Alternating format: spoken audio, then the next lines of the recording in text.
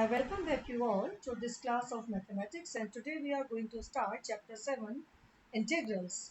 And in today's video I am going to explain you integrals as antiderivatives, and we are going to cover exercise 7.1 of NCERT. Now students, first of all we have to understand that integration is a reverse process of differentiation. So consider any curve y is equal to fx plus c. Now if we differentiate this both sides with respect to x, so we get dy by dx is equal to fx plus 0, where derivative of the function capital Fx is the function small fx. So when I differentiated equation 1, I got equation 2. Now after this I will integrate equation 2. So now I integrating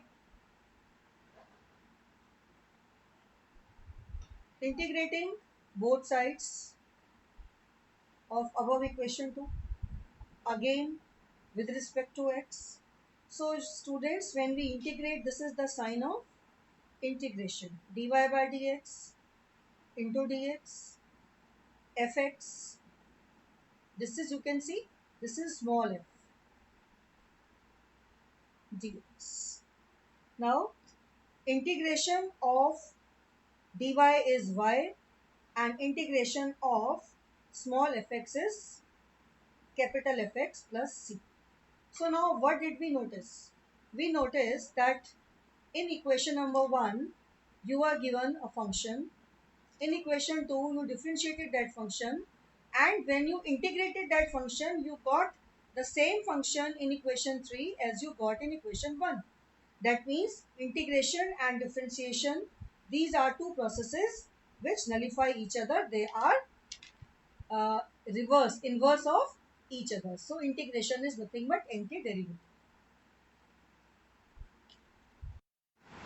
Now students, we are going to understand some basic integrals.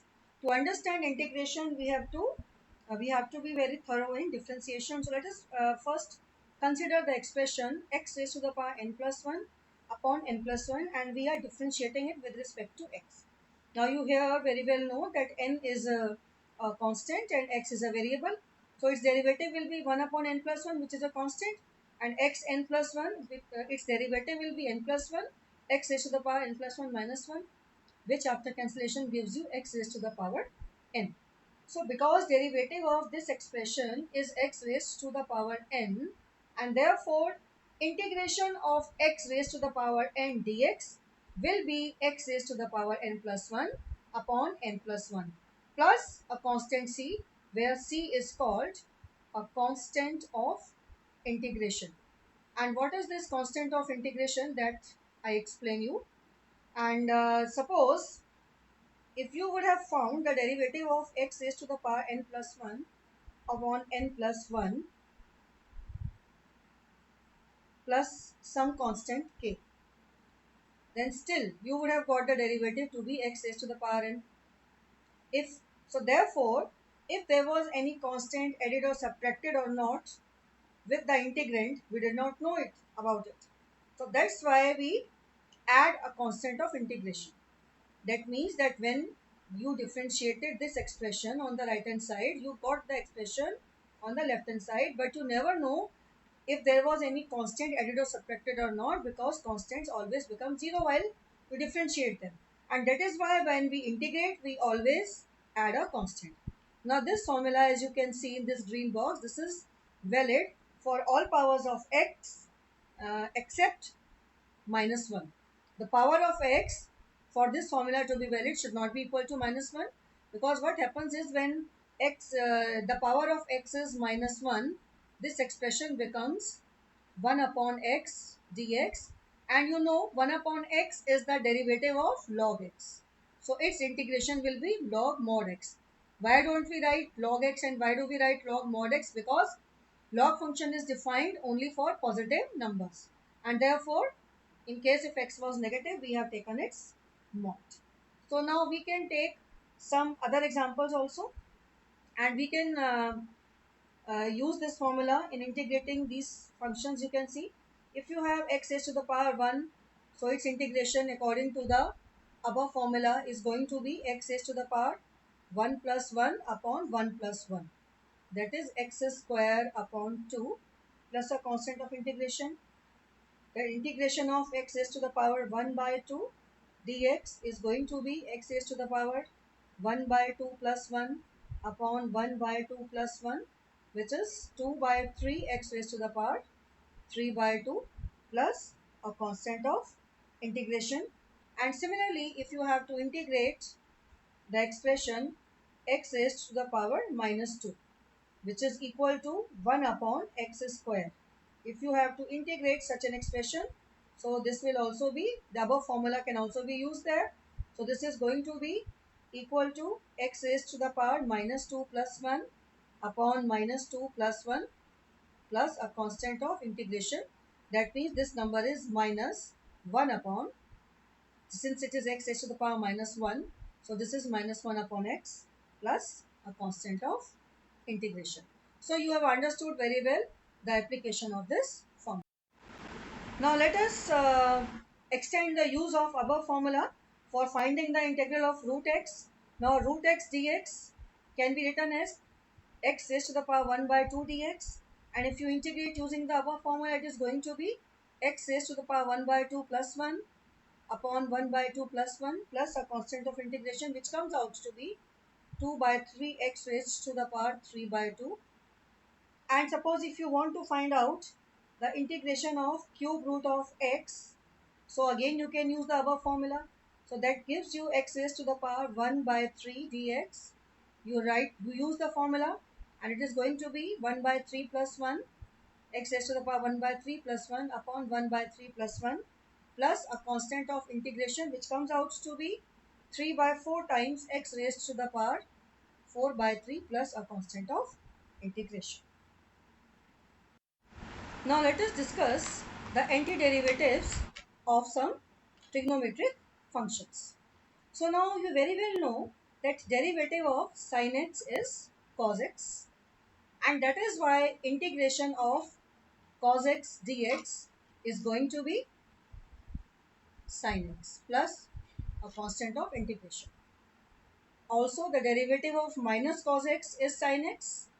That means integration of sin x will be minus cos x plus a constant of integration, and derivative of tan x is sec square x, and therefore integration of sec square x is going to be tan x plus c.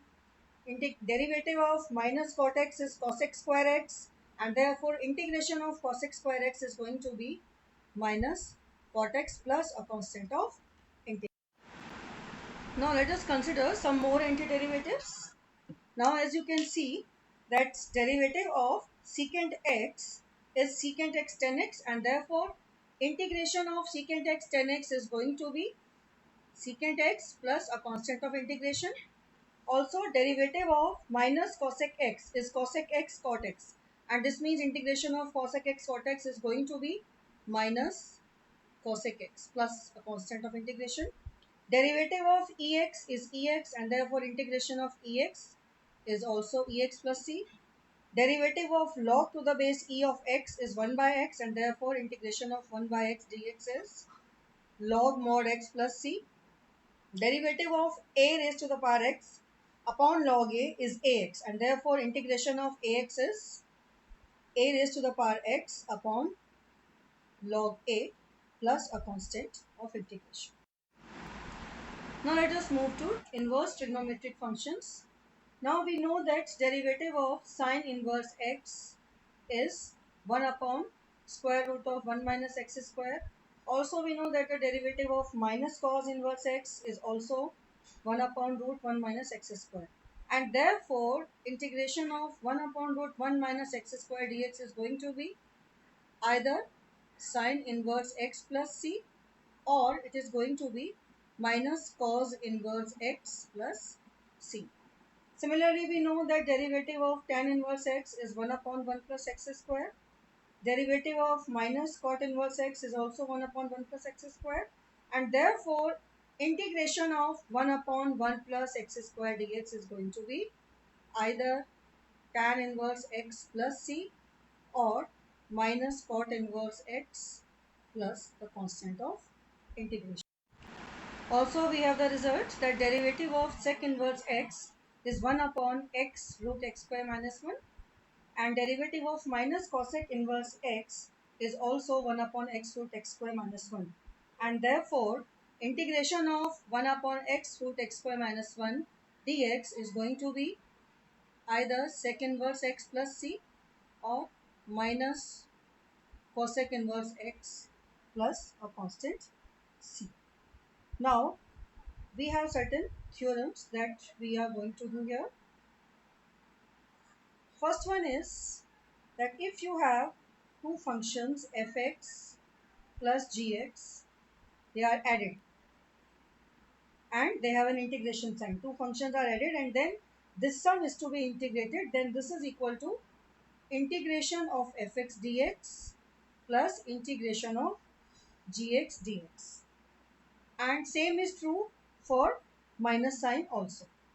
And therefore, the sign of integration can be distributed over addition and subtraction. So we can see that this can be distributed over the sign of subtraction also.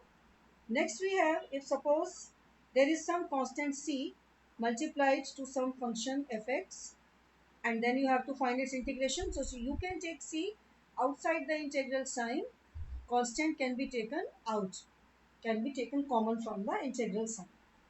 And next thing is that if you have suppose any constant k and you want to integrate that constant, so that will be equal to k, you have taken constant, so what is left inside? You are left with only 1 dx. Now you don't know what is the integration of 1, but do you know whose derivative is 1? 1 is derivative of x and therefore integration of 1 is x, which is the constant of integration.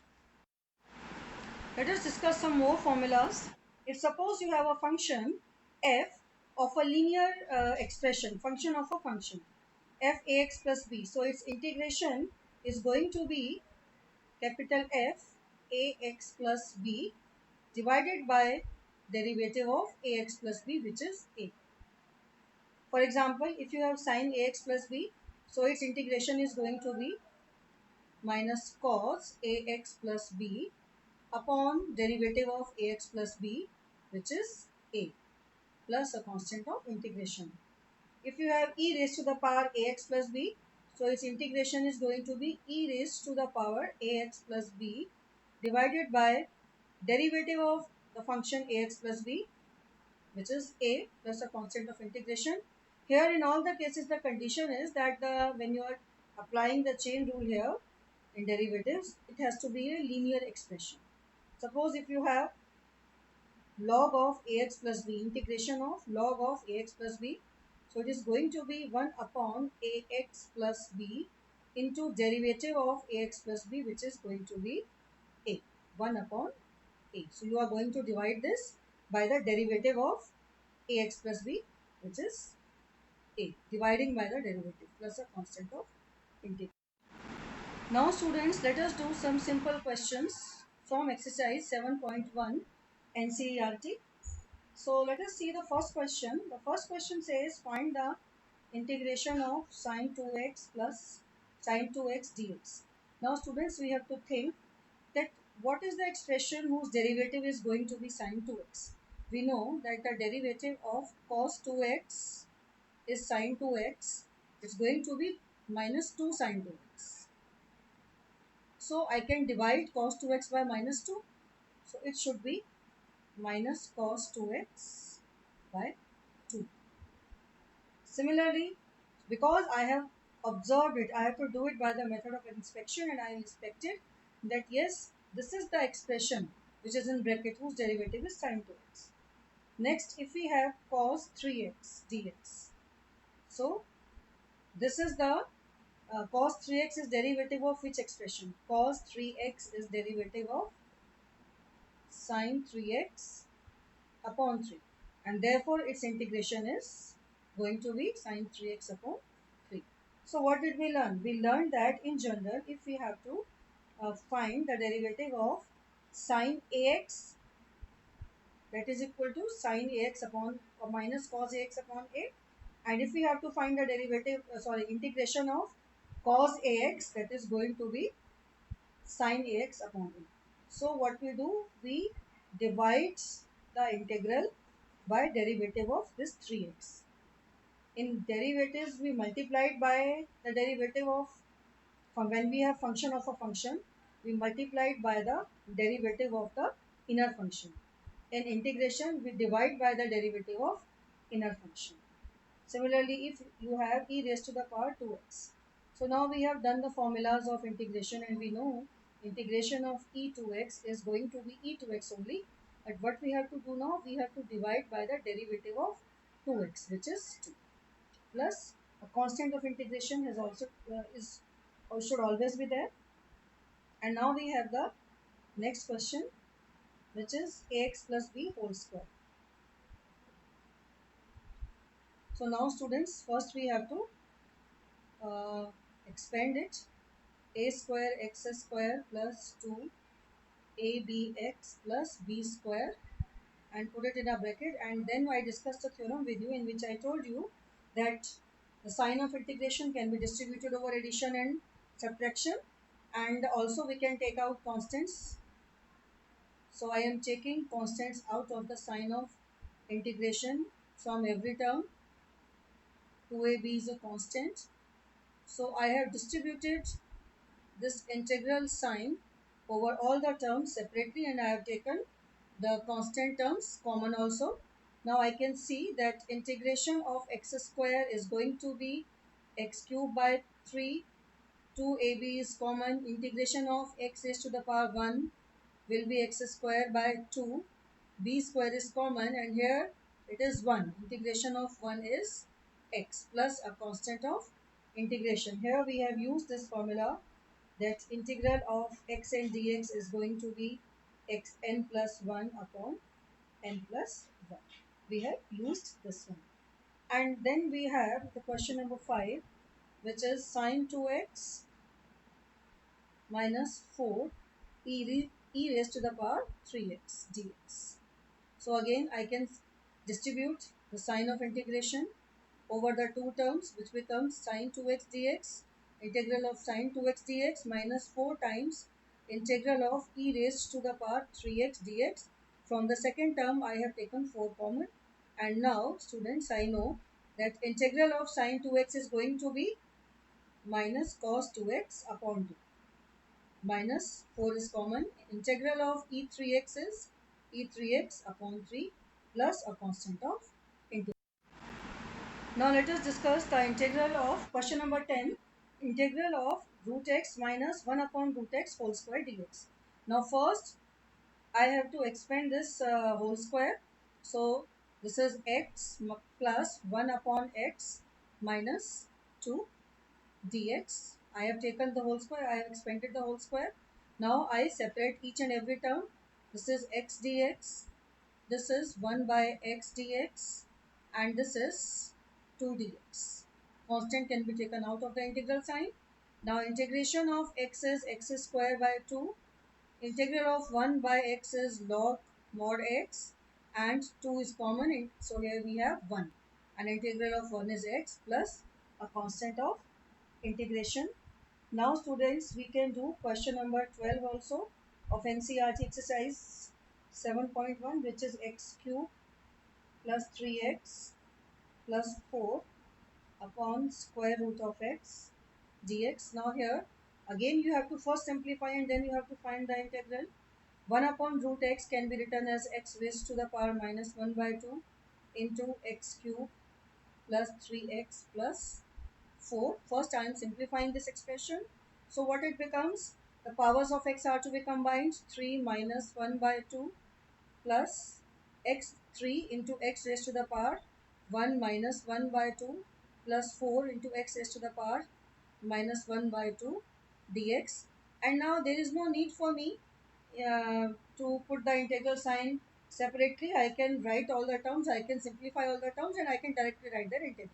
So first term is, right now I'm not writing the integrals since the integral sign is still there. I'm just simplifying the term. First term becomes x raised to the power 5 by 2. Second term becomes 3 into x raised to the power 1 by 2. And third term is 4 into x raised to the power minus 1 by 2 dx. Now these are simplified terms. So now in this step I am finding their integral. So the integration of x raised to the power 5 by 2 is going to be x raised to the power 5 by 2 plus 1 upon 5 by 2 plus 1 plus integral of 3, which is common, into x raised to the power 1 by 2. Its integral is going to be x raised to the power 1 by 2 plus 1 upon 1 by 2 plus 1 plus 4 is a common, it's a constant which is common. Our integral of x raised to the power minus 1 by 2 is going to be x raised to the power minus 1 by 2 plus 1 divided by minus 1 by 2 plus 1 plus a constant of integration. You must be wondering that since I am integrating 3 times but I am putting only one constant of integration, and the reason is because suppose I put 3 constants of integration but then c1 plus c2 plus c3 can again be written as c. So this c includes all the 3 constants of integration. Now I simplify this. Denominator is 7 by 2. So it becomes 2 by 7 x raised to the power 7 by 2 plus 3 multiplied by denominator is 3 by 2. So it becomes 2 by 3 x raised to the power 3 by 2, and here 4, and the denominator is 1 by 2. So it becomes 2 by 1 x raised to the power 1 by 2 plus c, and you can write one more step in the simplified form. 2 by 7 x 7 by 2, 3 cancels, 2x 3 by 2, 8x 1 by 2 plus a constant of. Now we move to question number 13 of exercise 7.1. So here in this question, first we have to simplify the expression. So from the numerator, I take x square common. So I'll have x minus 1. Again, I am taking x square common from first two terms and then 1 common from the last two terms upon x minus 1. And this is how what will happen is that x minus 1 will be common from the numerator, and so we take x minus 1 common from the numerator, and inside we have x square plus 1 divided by x minus 1 dx. So we can cancel the common factor and we are left with now x square plus 1. Two terms we can integrate term wise. Integration of x square is x cube upon 3 and integral of 1 is x plus a constant of integration. Now we can discuss question number 18. Integral of sec x into sec x plus 10x dx. So now we can multiply first. So this expression becomes sec square x plus sec x 10x. See, we have to bring this expression to such a form that the terms of the expression are derivatives of some expressions that are known to us. Now we know sec square x is the derivative of 10x, and therefore its integral will be 10x. We also know sec x 10x is the derivative of sec x, and therefore its integration will be sec x plus a constant of integration. Now we can see question 19 also of the same exercise. Here sec square x upon cosec square x dx. So now you can write them. Since we don't have any quotient rule in integration, so you can't use any such thing. So individually sec square x and cosec square x, they are derivatives of some expressions. But now when you divide one by the other, this combined expression, this is not the derivative of any known expression. So what you do is you change them into sine and cos terms. So sec square x can be written as 1 upon cos square x. Cosec square x can be written as 1 upon sine square x. And then sine square x goes into the numerator. And then it becomes 10 square x dx. Now students, you know 10 square x is also not the derivative of some known quantity. So what you do is you write this 10 square x as secant square x minus 1 dx. Now we know that the secant square x, it is the derivative of 10x. and therefore integral of secant square x is going to be 10x minus integral of 1 is x because 1 is derivative of x plus a constant of integral. Now we move to question number 20 of exercise 7.1. So here in this question, first I write the denominator with 2 and 3 sin x separately. So this becomes 2 upon cos square x minus 3 sin x upon cos square x, which I can write as 3 upon cos x sin x upon cos x into dx, and I can put the whole thing in the bracket, which becomes integral of 2 upon cos square x becomes 2 secant square x minus 3, 1 upon cos x becomes secant x, and sin x upon cos x becomes 10x. Now we know that we can take this constant 2 and 3 outside the integral sign. So this becomes 2 integral of sec square x dx minus 3 integral of sec x 10x. So now you must have understood that two things. We can distribute the integral sign over addition and subtraction, and we can take the constant terms common from the integral. Now what is the integral of sec square x? This is 10x. What is the integral of sec x 10x? This is sec x plus the constant of integral. Now students, let us move to the last question of exercise 7.1 NCERT class 12 maths. It is given to you that derivative of some function fx is 4x cube minus 3 upon x raised to the power 4. It is also given to you that f2 is 0. You have to find the function fx. Now we are going to use the concept of antiderivative here again. Since derivative of fx is this expression, and this implies integration of the expression 4x cube minus 3 upon x 4 dx, its integral should be equal to fx. So now let us find the integration 4 x raised to the power 4 upon 4 minus 3, and it is integral of x raised to the power minus 4 dx, which is equal to fx. So which comes out to be x raised to the power 4 minus 3. Now we have to write the integral of x raised to the power minus 4. So we write x raised to the power minus 4 plus 1 upon minus 4 plus 1 plus a constant of integration. Now this becomes x raised to the power 4. Now the denominator is also minus 3 x raised to the power minus 3, and upon also you have minus 3 plus a constant of integration. This is fx. Now students, you have to find out you can cancel this 3 with 3, and now you have to find the value of the unknown constant c. Now you are going to make use of this expression that f2 is 0. It is given to you that f2 is 0. So you substitute f x as 2.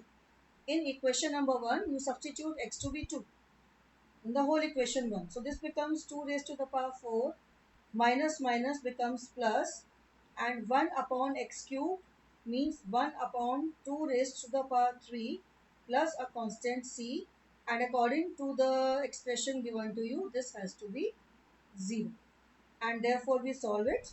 16 plus 1 by 8 plus c is 0. 129 by 8 plus c is 0, and this implies that the value is of c is minus 129 by 8. So we found the value of the unknown constant.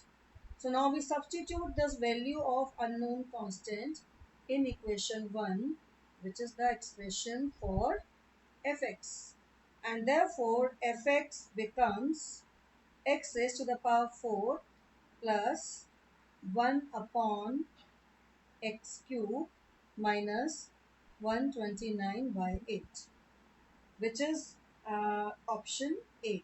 This is an MCQ, and the correct option is coming out to be option A. So now students, I am ending up this video here. Please keep revising, keep studying for your board exams.